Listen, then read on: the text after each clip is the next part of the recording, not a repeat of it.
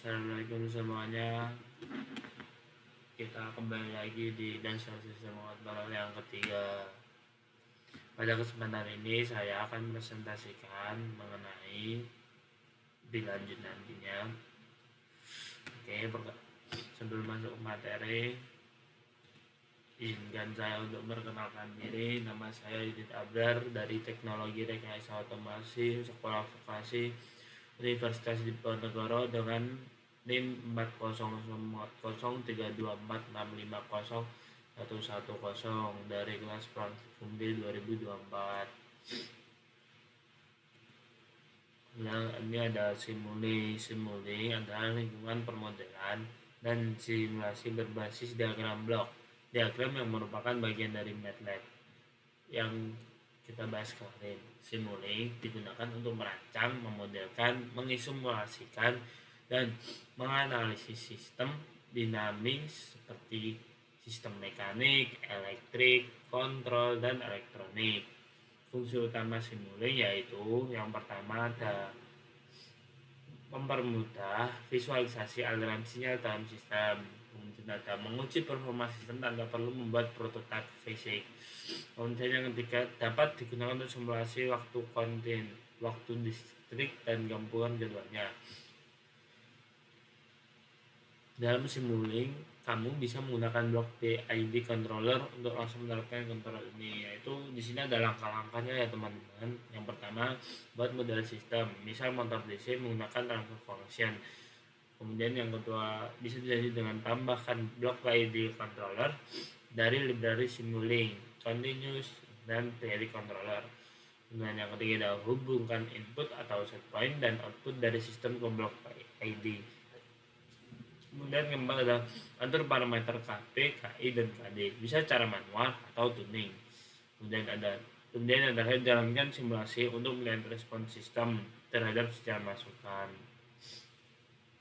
Keunggulan utama Simulink adalah kemampuannya menampilkan sistem secara visual, sehingga aliran sinyal, hubungan antar komponen, dan respon sistem dapat dipahami lebih mudah dibandingkan menggunakan persamaan matematis saja.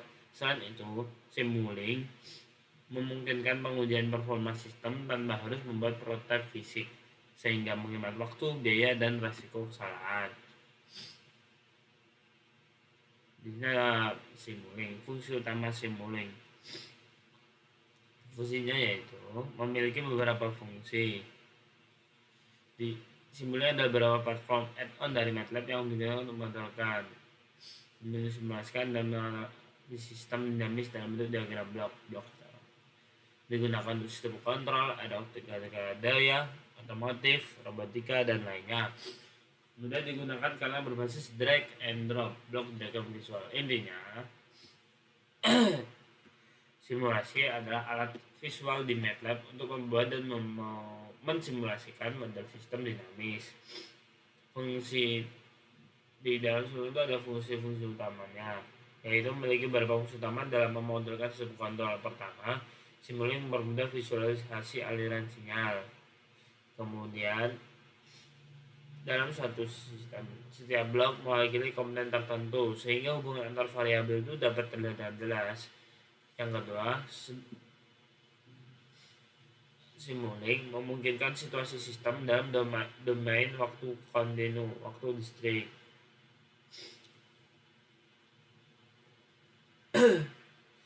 Kemudian ada implementasi kontrol PID di Simulink. Kontrol PID merupakan metode kontrol yang paling banyak digunakan dalam dunia industri, yaitu strukturnya sederhana namun sangat efektif. PID terdiri dari 3 komponen utama, yaitu proporsional KP yang berfungsi mempercepat respon sistem, kemudian ada integral KI yang berfungsi menghilangkan error steady state, dan derivatif KD yang berfungsi meredam oscillasi serta meningkatkan kestabilan sistem. Dan di dalam Simulink, kontrol PID dapat diterapkan menggunakan blok PID controller. Proses implementasinya dimulai dengan membuat model sistem, misalnya motor DC dalam bentuk transfer function. Setelah itu blok PID controller dengan beberapa set point dan output sistem. parameter KP, KI, dan KD kemudian disesuaikan hingga diperoleh respon sistem yang optimal. Kemudian simulasi. Kemudian kita ambil contohnya ya. Di sini ada model tank level, permodalan ketinggian air yang diimplementasikan ke dalam diagram blok sini. Ini aku ada beberapa penjelasan mengenai komponen dan jarak kerja. Pertama yaitu ada persamaan matematik dalam permodelan. Persamaan 1 menjelaskan bahwa debit air masuk, kemudian dua ditentukan oleh konstanta katup dan sudut permukaan katup. Dan yang persamaan kedua ini adalah hukum keseimbangan massa. Selisih antara debit masuk dan debit keluar menyebabkan perubahan ketinggian udara terhadap waktu yang dipengaruhi oleh luas tangki. Dan yang ketiga menjelaskan bahwa debit keluar 1 berbanding lurus dengan ketinggian udara dan dimulai oleh resistansi pipa keluar. Kemudian visualisasi dari persamaan di sini agar dapat disimulasikan. Itu RAM berfungsi sebagai sinyal input yang perubahan pembukaan katup secara bertahap seiring waktu memperoleh K. Kemudian mengalihkan sinyal input dengan konstanta katup untuk menghasilkan nilai debit masuk. Dan summing junction lingkaran positif negatif menghitung selisih antara debit masuk dan debit keluar. Keuntungan 2 mempresentasikan resistansi keluar untuk menentukan nilai output akhir. Kemudian digunakan untuk menghitung laju perubahan sinyal dalam kurva umpan balik.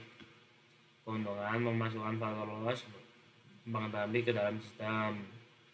Kemudian alur sistemnya ini bekerja dalam loop tertutup atau feedback loop. Nilai ketinggian air yang terdeteksi di input dikirim kembali ke bagian input melalui blok derivatif dan gain up untuk terus menyesuaikan selisih debit air, sehingga simulasi dapat menunjukkan kondisi level tangki yang dinamis dan realistis. Ini contohnya tadi. Kemudian saya ada beberapa contoh lagi, yaitu dengan model mass spring damper. Model mass damper adalah contoh sistem mekanik klasik yang terdiri dari massa pegas dan peredam. Sistem ini sering digunakan pelajari fenomena getaran dan respon sistem terhadap gaya luar.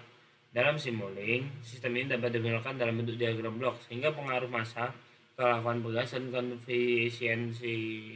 koefisien redaman terhadap pergerakan sistem dapat dianalisis secara menyeluruh. Berdasarkan gambar yang di sini, model mass spring adalah representasi dari sistem dinamis yang terdiri dari massa, pegas dan konstanta, dan meredam dengan koefisien. Ini aku ada berikut penjelasan detail keterangan variabelnya ya teman. Di sini ada M massa bedah, kemudian ada C koefisiensi redaman dari peredam, kemudian ada K konstanta pegas, ada X yaitu gaya atau perpindahan input, kemudian ada yang ini itu perpindahan atau posisi massa output, kemudian ada kecepatan percepatan implementasikan komponen utama dalam diagram blok. Langkah atau masukan itu memberikan gaya dorong awal atau perubahan masukan. Kemudian ada summing junction menjumlahkan input dan mengurangi gaya hambat dari peredam. Kemudian ada integrator, terdapat 2 blok integrator berturut-turut. Yang pertama mengubah kecepatan menjadi kecepatan, dan integrator kedua mengubah kecepatan menjadi posisi. Kemudian ada gain, untuk melakukan nilai parameter konstanta. Dan ada feedback loop atau umpan balik, posisi output dan kecepatan dikembalikan ke input melalui gain masing-masing, menciptakan sistem kontrol tertutup yang dinamis. Kemudian dari jawabannya menampilkan grafik pergerakan massa pada waktu. Sistem ini sangat penting dalam menjadi dasar untuk memahami bagaimana semua objek merespon getaran dan gaya luar. Kemudian ada Mungkin ada lagi. Oh, ada lagi teman-teman. Hotel DC Motor Servo. Ini itu sebagai contoh, cuman nggak standar ya. Ini digunakan untuk menggambarkan sistem pengendalian kecepatan atau posisi motor DC. Motor DC servo banyak digunakan dalam sistem robotika, CNC, dan otomasi industri karena memiliki tingkat presisi yang tinggi. Jadi presisinya itu sangat tinggi ya teman. Jadi digunakan untuk CNC kayak gitu. Dengan menggunakan simuling, kita dapat melihat bagaimana motor itu merespon perubahan tegangan input serta bagaimana si kontrol ID itu berperan dalam perbaiki respon sistem seperti mempercepat waktu naik dan mengurangi overshoot. Nah, kayak gini.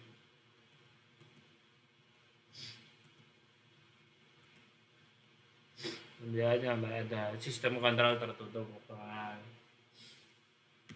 Sebagai kesimpulan,